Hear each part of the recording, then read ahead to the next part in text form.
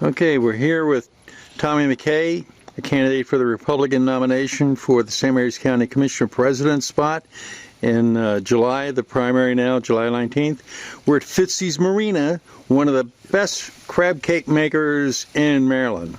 We're right here on Breton Bay, and Tommy's been kind enough to consent for his first video interview that I know of the election campaign. Correct. Tommy, why are you running for county commissioner president? You ran in 2002, you won, you served for 4 years. Why do you want to go back to this old job? So when I looked at the opportunity to run, and I've thought about it consistently over the years, because when I left the job, I felt like that my board had been one of the best boards this county had seen in a long time. I had some very good gentlemen serving with me, and we did some really good stuff. I think the 4 years was as productive as any 4 years, probably as productive as any 8 years that I can look at and reflect on from other boards. So I had great people, we did great things, and it was a great experience.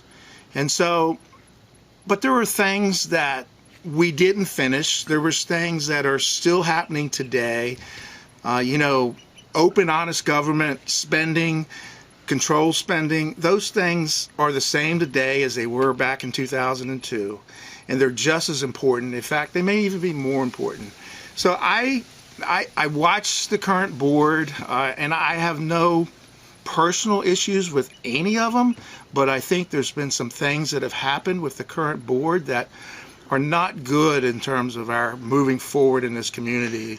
And so I finally, I'm getting older. I think this is my last opportunity to serve. And so I want to serve. I want to make sure that, we leave the next generation the values of open, honest government, control spending, make sure you guard taxpayers' dollars with all as best you can, and make education and public safety our priorities. That's what local government should do. Okay, the hot issue right now is about the marijuana grow factory that they erected over there in the 7th District in Able, in the critical areas.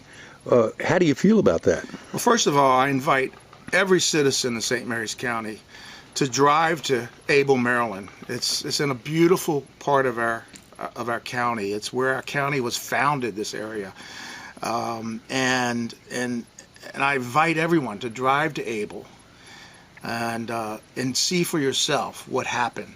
You will be shocked. I was shocked, and it doesn't matter whether that whole thing was legal or illegal. What is important is the process that failed that community. There was the process of making sure the community gets their voice, the community knows what's coming into their neighborhood. That process should never be violated. It should always be there.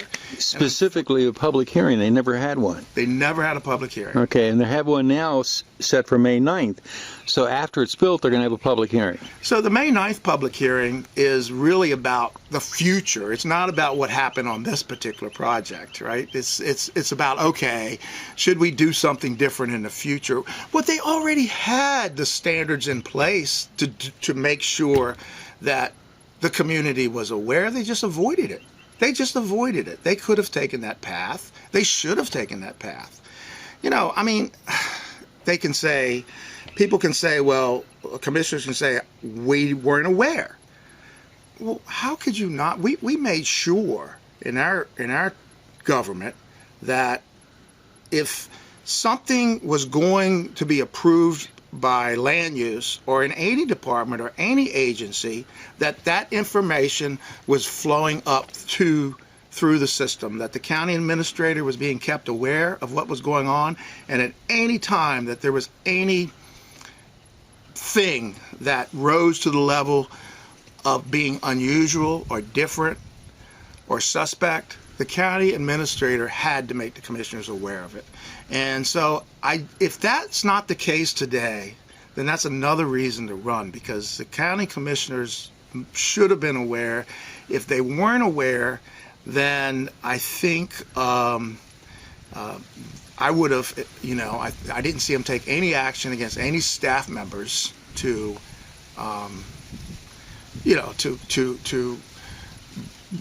put the burden on them for not following a process that the public should have been made aware of.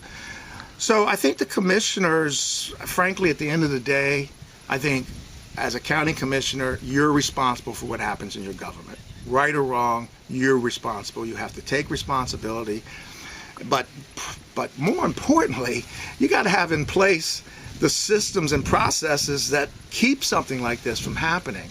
And I think there's been a culture shift in county government since I served. And I think that culture shift, and it's hard.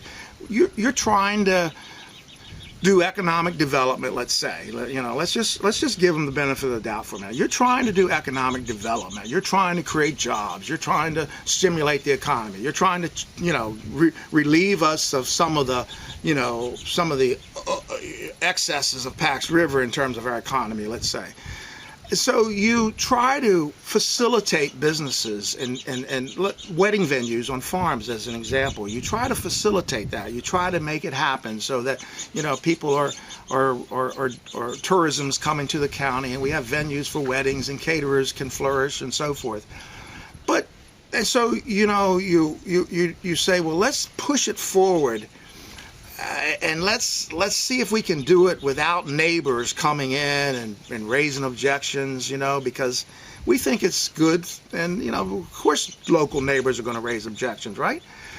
So we know they're already going to raise the objections. So let's just go ahead and get it done. Well, you're elected to hear those objections. I don't care whether you believe it's right or wrong. It's not my government. It's the citizens' government. You have to hear those objections. It doesn't matter, every single case. The process when this marijuana grow factory, does it remind you of any other processes similar to that in past history? It is so overwhelming to me in terms of how this could have possibly happened. It kind of reminds me of a board in the past who purchased the Hayden farm on Christmas Eve. With absolutely intent of minimizing or eliminating public input. And, and this seems almost, or maybe even worse in some cases, because we're talking about affecting a critical areas. You're talking about affecting neighborhoods. There is so much impact onto this that is wrong at all levels. Even if it's legal, it's wrong at every level. On a different topic, the county has voted a referendum 3 times in the past to turn down charter government. Yet one of the current commissioners is talking about it again now. How do you feel about charter government? Well, I think the government we have is working. It can work. I mean, I think it's important, no matter if it's charter government or county commissioners. It all comes down to the elected officials, okay? It comes down to who we put into these positions of trust. And so I served under a board that I believe made the commissioner form of government work extremely effective. And I don't see any reason why that can't happen again. Okay, another topic. Lexington Park is having serious crime issues, shootings, burglaries, almost out of control. And yet they just spent $6 million on a new sheriff's headquarters on Great Mills Road, which could have funded up to 41 deputies and cars and training to be on the road instead of the building. What would you do different, and would you consider doing collective bargaining for the sheriff's department? So, first of all, I was at Linda's Cafe just 2 days ago talking to Linda, and we need to save her business, by the way. And I said to Linda, Linda, how has that new sheriff's palace, if you will, helped in terms of public safety here in Lexington Park? And she says it hasn't helped at all. It hasn't made a bit of difference. And it hasn't. We knew, and everybody knew it wouldn't make a bit of difference. I mean, the amount of money that we are spending each year and borrowing each year is unbelievable with all of these new huge facilities. The facilities, the buildings mean nothing.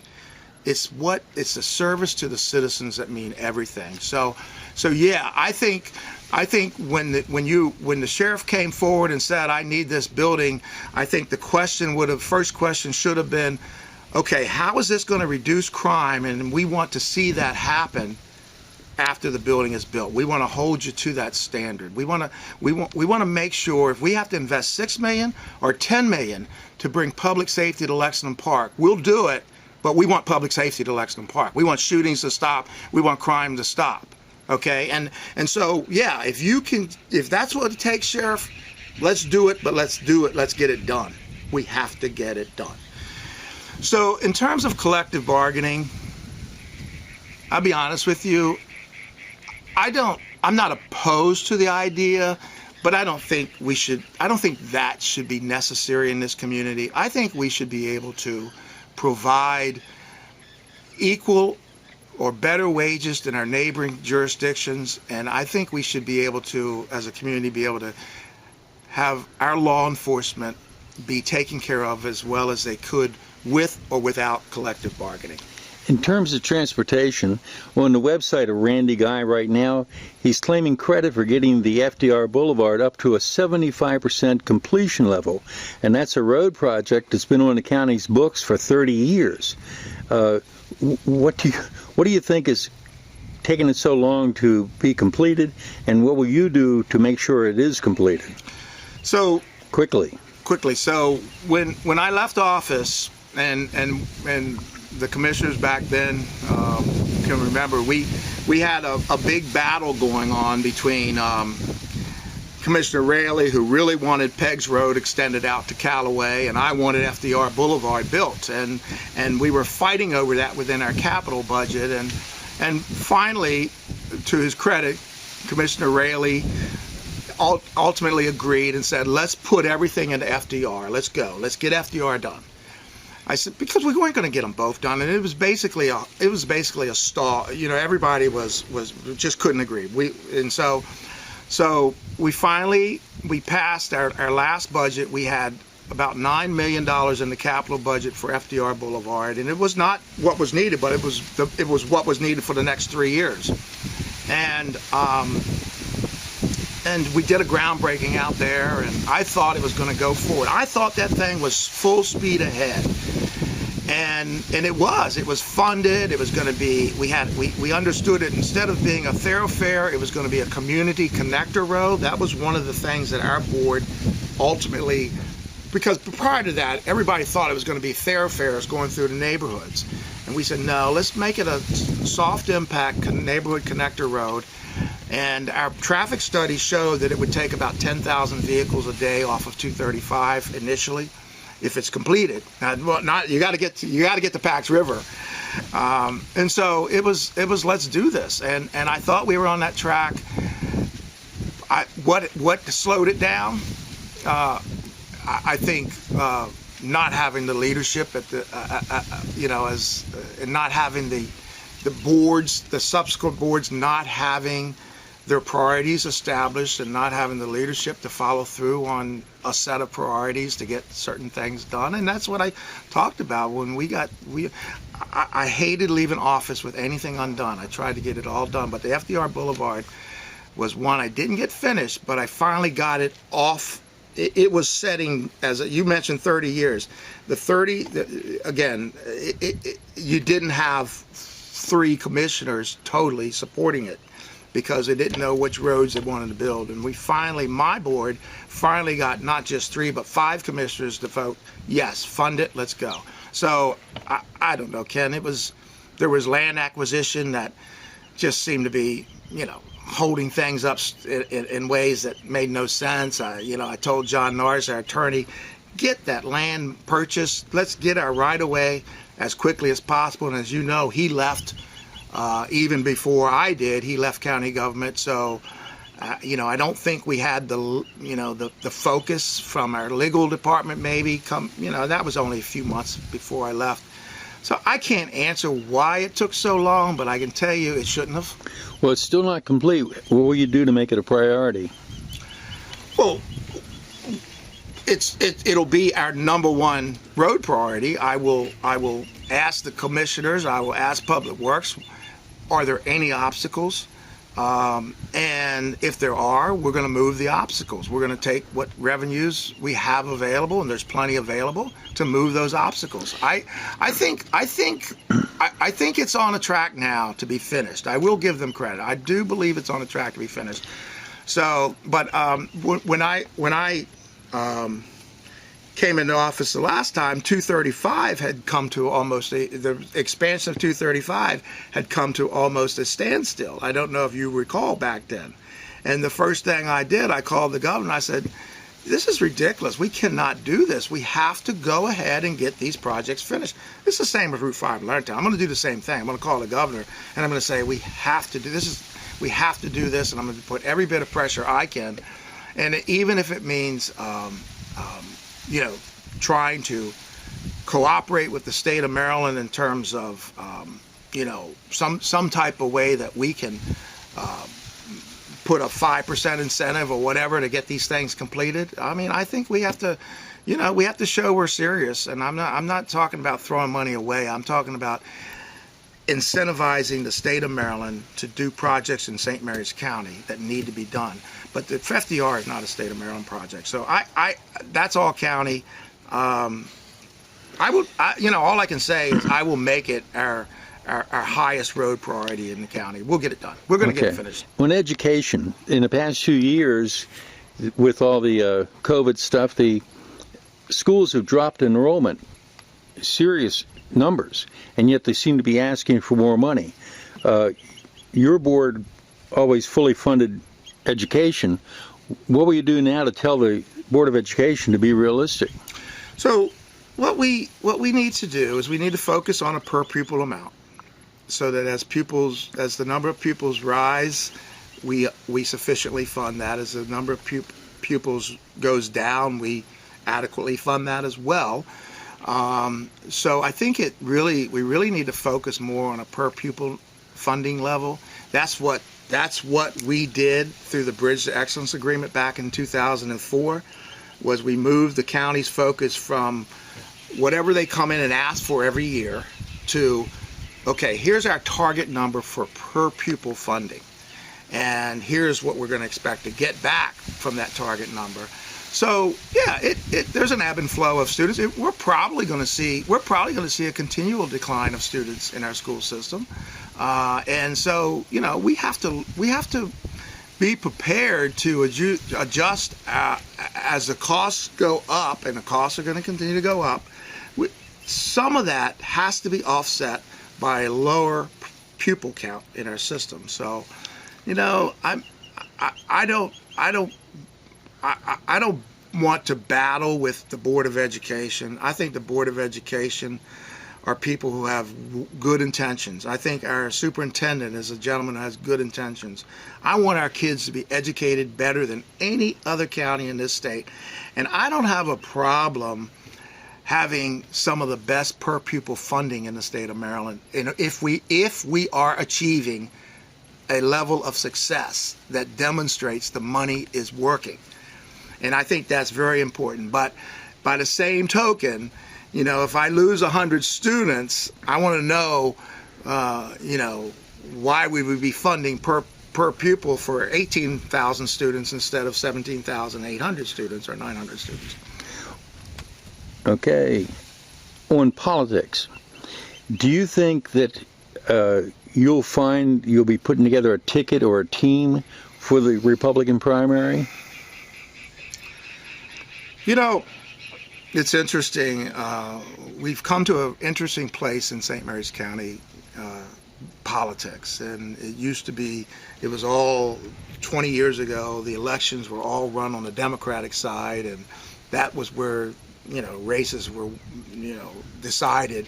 General elections didn't mean that much. In more recent years, general elections have been where races have been decided as Republicans and Democrats had become more even. Now we're seeing Republicans vote registration taking over. as a clear majority.